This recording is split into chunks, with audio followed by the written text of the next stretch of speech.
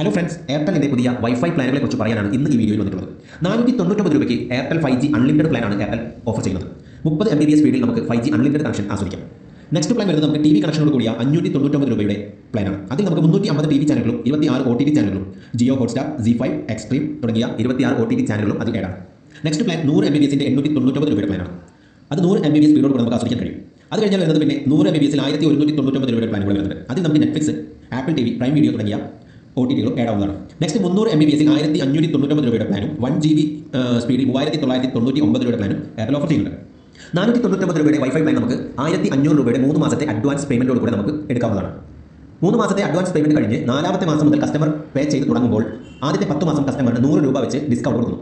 അങ്ങനെ കസ്റ്റമർ മൊത്തം 1000 രൂപയുടെ ഡിസ്കൗണ്ട് എയർടെൽ പുതിയതായി ഓഫർ ചെയ്യുന്നുണ്ട്.